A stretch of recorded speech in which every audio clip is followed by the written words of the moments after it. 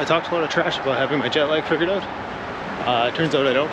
I slept till like 3 last night trying to fall asleep, but that's all right. I'm up. I'm on my way now to the Heineken factory to drink some beers after immediately waking up. So, yeah, jiu-jitsu. Okay, so the jiu-jitsu mats here had like a threading on it, and like my elbows have like a ton of abrasions on them now. That's the first time I've ever had that, so I don't know. Anyway, on to Heineken. So yesterday I got my groceries at Albert Heijn, which is a Holland kind of store, but there's a little here. Nostalgia. Something about the bakeries in these groceries, man, they're so cheap. It's just like so crazy.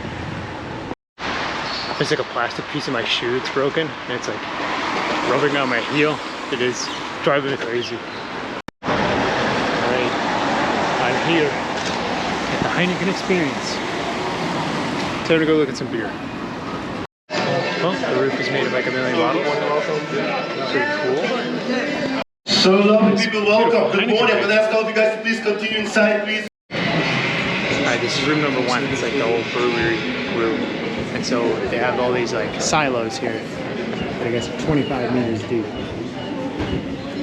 which is an insane amount of grain. And then they have like a little old bottling machine here. Let's see if I can sneak over and see it. Yeah, so here's the old bottling machine. Like about 4 bottles at a time. And they like manually lower them and then press the bottle cap on it.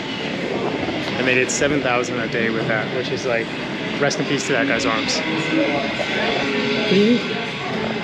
On to the next room. Let's get out of here. That's an amazing poster. The Heineken Joker. So scary. This is pretty cool. A ceramic beer tanker.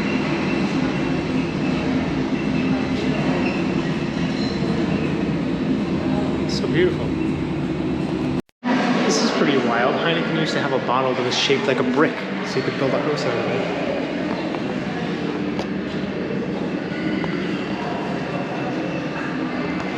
That's pretty interesting. Oh, and now we get to tour the various bottles. They came in with giant ceramic ones first. I hope you are enjoying your visit. I am Charlene Cavallo, fourth generation of Heineken family. By now, you know that my great-grandson, Ivar Heineken. Alright, so this room is all about the ingredients. So they kind of talked about how they took the water and the barley and the hops and the yeast, and they mixed it all together. They kind of talked about how the barley is used. Like they make a wort, which is essentially like a juice with the barley and water. And then they put in the hops, and the hops, interestingly, has like some protective properties to it. So it has like a natural preservative to it, but then it also creates the foam when you pour out your beer. So as you pour your beer, the foam forms on top of it, which prevents the oxygen from hitting it and flattening the beer. So it's kind of a protective thing. And what's really interesting is they talk about how when they were shipping Heineken originally, the further the beer had to go, the more hops they would put into it. So if you were like in India, you would essentially get like an IPA, but if you were in Holland, you would get like, I don't know, like an amber beer. So it would be like a completely different beer depending how far it was going. It was absolutely fascinating. So this is the kettle room. There's like a bunch of kettles in it. Here, humongous. Like here's me next to one of them. So huge. So cool. Such big kettles. Stained glass windows. This would be a wonderful place to work. How beautiful it is. They probably smell pretty rough, but pretty beautiful. So they all got little numbers on them. Oops, sorry. So this one's number 3. And then you can see the temperature right here. Looks like some kind of like little adjuster here. Yeah. So you can adjust that down. No, he will come to me. And then I wonder what's inside of here. Let's take a look. See how big it is. Hey, there's a steering thing. That's cool. It's like a giant popcorn maker. That's fascinating.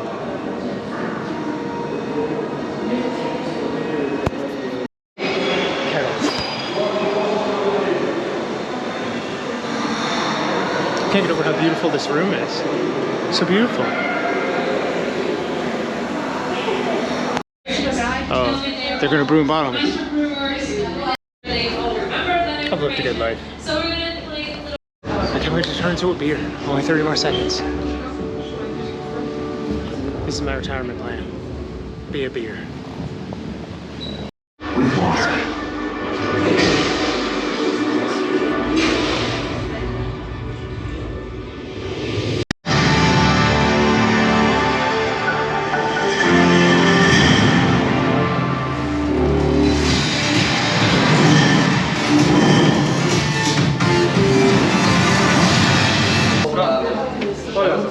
We got bottled. And now, we're heading back downstairs. Your time. It is indeed gold! Take a big sip, enjoy it, and end it with a beautiful Very good! We'll be waiting for you in bigger glasses! Woohoo! You can see the carbonation getting trapped. Thank you so much for coming to the So wonderful like day, on the guys. bottle Thank of the you. foam, you can kind of see the bubbles. There you go. You can see them. So it's like getting trapped underneath that foam layer.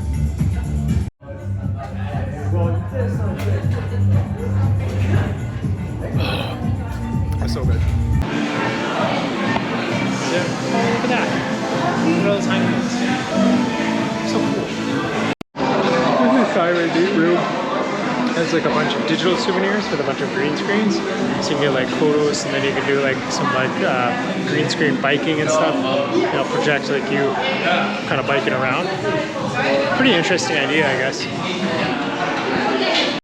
This is the stupidest, funniest thing I've ever seen. One more time. Oh, this is cool.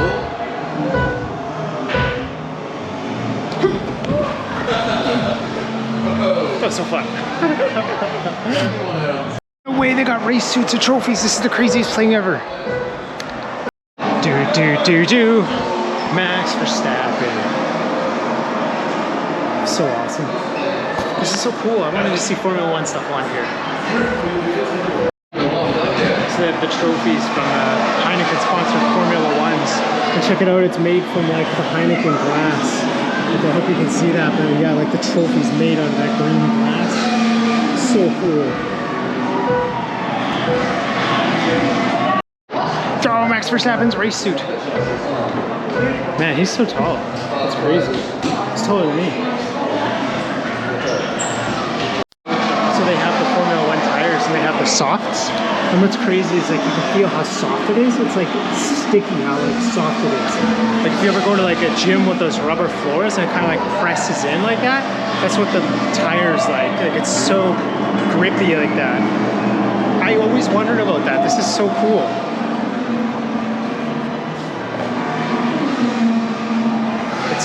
It has so much friction. Where's the Heineken commercials? This is all like the Guinness Store factory. Alright, let's have some commercials. Time to get out. It's giving me Team Labs vibes. Team Labs with beer. Time to get a beer. At 11 in the morning. It's beer time. So for a guy who hasn't had beer in a very long time, 2 beers is a lot of beer. That's so much liquid. That's okay though. The beers, and then here's the little tasting bar, and at the Heineken bar, that you can try like all the different kinds of Heineken, so it's kind of neat. I just got the Heineken Silvers. That's what I got. Heineken.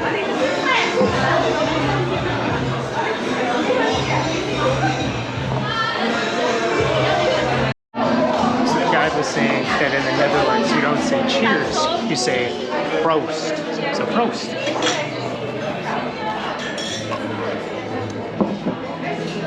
This is so fun.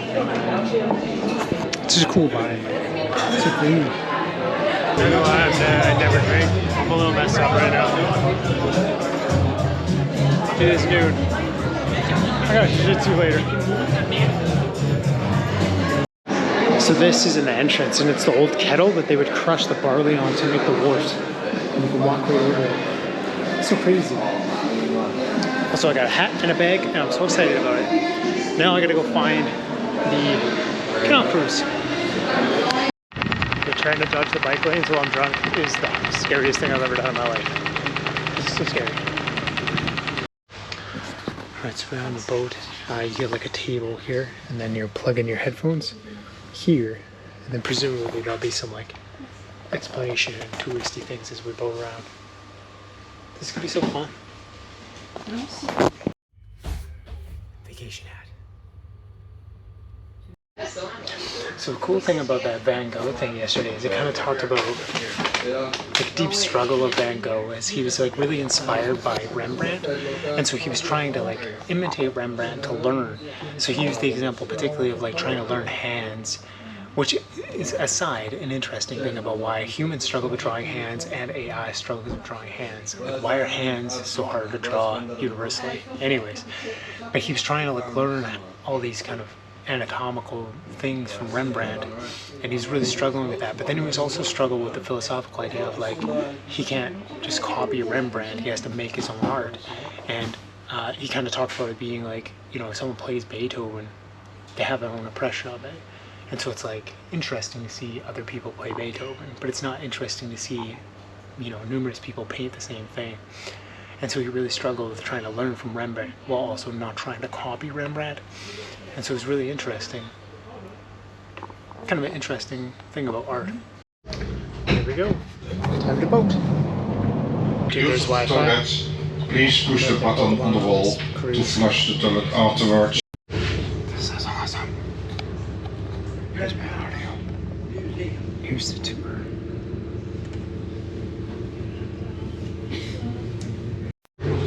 So there's the Rijksmuseum. When it was first designed, they thought it was too old-fashioned, and they didn't like the architecture of it. And now it's like an iconic Amsterdam mural, or landmark.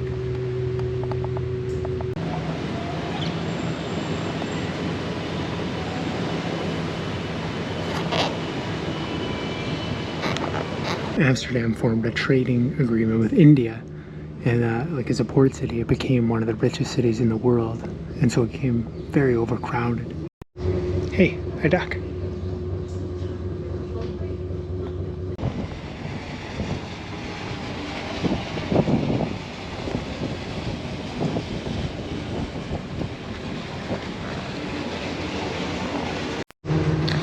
Some more Dutch architecture was talking about how the houses are built narrow at the front, but they widen out away from the canal, kind of like a triangle shape, because they're only taxed on how wide they are facing the canal, which makes a lot of sense because it's like that's how you would ship stuff. But that's kind of interesting how they got around that. It's making these like triangle houses. The architecture here is so fascinating.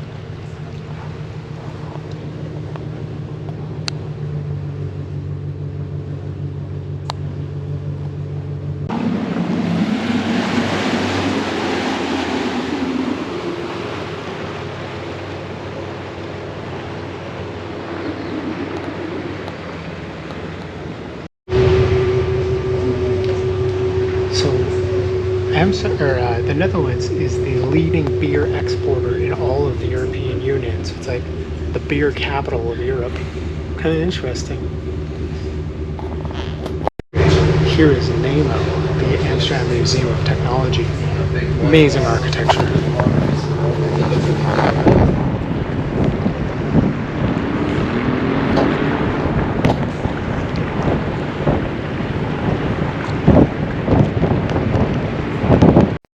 There's the canal tour I just did. That was really informative. There were so many like interesting pieces to it. Like it kind of talked about, the port history of Amsterdam and how, an interesting fact, Amsterdam is kind of largely responsible for the globalization of coffee, because they went to the Middle East where the Middle East had coffee. And they brought. Okay, so I got to back it up even more than that. So there was a plague going on in Amsterdam, and the doctors were really into like horticulture and stuff, so they had all these plants to make this medicine, and so they were really expanding their gardens and investing very heavily in horticulture. And because they were a port city, there was these shippers coming in from all around the world, and they brought back coffee seeds from Yemen, and they grew the coffee trees here. And then later on, as they again kind of boated around the world as a port kind of shipping city, they brought the coffee seeds down to Central and South America, where then it propagated and globalized. And so that's just really interesting to think, like, what a series of crazy events that led to like worldwide coffee consumption. Like, that's so interesting. Dude, there's gyms everywhere here. There's another gym. I passed like 4 of them in the last 2 blocks. Which makes a lot of sense. Everybody here is super tall and super jacked. Oh my gosh, here's another gym. It's a gym next to a gym. Crazy gym culture here. This is an awesome city, man. This is so cool. Back on the canal. Amsterdam would be an amazing Grand Theft Auto map because you would just hit canals like every couple of streets. It'd be really funny. Oh, so something they talked about, so first off, that's the Skinny Bridge, which is like an iconic Amsterdam bridge. But he talked about how historically the canals used to be connected to the open water, and so if there was like high tide or like high water fluctuations, it would like flood Amsterdam. And so that's kind of one of the X's and the problems of Amsterdam. And so they started putting locks on all these kind of canal gates to regulate that. So if like the water was really high, they would just block that bridge off and then control the water level inside the city to prevent the flooding. It was really interesting. That tour was really interesting. Honestly, every tour I go on, I learn so much. I was thinking about that today. I'm like, what am I doing? Just like adult field trips? Just like walking around, learning things in my free time. So cool. What a beautiful place. Beautiful life. So that tour today was talking about houseboats. And it talked about how the houseboats happened after World War II. People came back and there wasn't a lot of homes after all the invasion and stuff. And so what they took is they took old barges and then put them on the canals and then just parked them there and kind of built a little house on them. And that's what started the houseboat kind of boom, is kind of cheap real estate. But then there was too many houseboats on the canals, so the city stopped making permits for that. So now a permit for a houseboat is basically like a permit for a house. Like, you can buy and sell those permits, but they don't make any more of them. So that was really interesting. That tour, I learned so much. Dude, I saw Max Verstappen's kind of kit at the museum, and I've just had that do song stuck in my head all day now. I can't stop thinking about it. Oh, I've wanted to film this. Okay, so you got your bike lane, and then you have your kind of inter thing here. You press this, and then you get the 2 walking signs. And the walking signs are separate for the 2 halves of the road. So like the walking sign will go off on one half, and then you can walk like halfway across the street, and then it'll go off for the other half for you to walk the other half of the street. I've never seen that anywhere, but it's so unique to, I think, the bike system here, but really neat. But it's also kind of cool because it'll start on like one side of the road, so you can be on the other side of the road waiting, and then like for you can't walk across, but the other side, like the people will start walking across. It's like, it's just really interesting. Just finished up jiu-jitsu, learned a lot of stuff, lots of stuff. Lots of cool, just nuanced things from like stuff I know. A lot of side mount. Like, hey, what happens if you put your hand here? What if you do this thing with your leg and make it a little tighter? It's really, really cool. Very cool. Oh, it's St. Martin's Day today. So St. Martin's is a holiday in which children go around and they sing Christmas carols at your door. And they basically annoy you until you give them candy to go away. So it's kind of like a trick-or-treating type situation. Pretty cool. Yeah, I'm on my way back to the hotel. I think I'm just gonna chill and go to bed. Okay, we're looking at housing prices here. So we got a apartment here for 445,000 euros. So about $700,000. And we've got a house here. Where is it? Canal facing, 4-story, for 3 million. It's pretty wild. I think the jiu-jitsu burned off that beer from this morning. Feeling so much better now. Daytime in Amsterdam. It's so beautiful. Look how beautiful that is.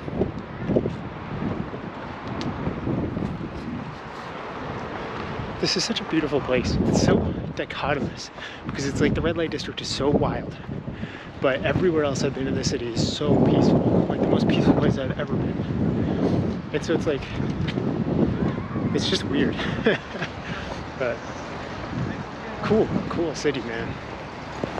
Alright, so no FIBO tonight, but I'm going back to the Albert Heijn. Albert Heijn. And I'm just gonna let the calories speak to me and see what I get. What is Albert Heijn? Albert Heijn. I'll show you. Albert Heijn. Okay, time to go eat. Ham and cheese croissants. Which brings me to why vacation is my perfect lifestyle. It's super high activity and then super high eating a lot of garbage. It's actually everything I want out of life.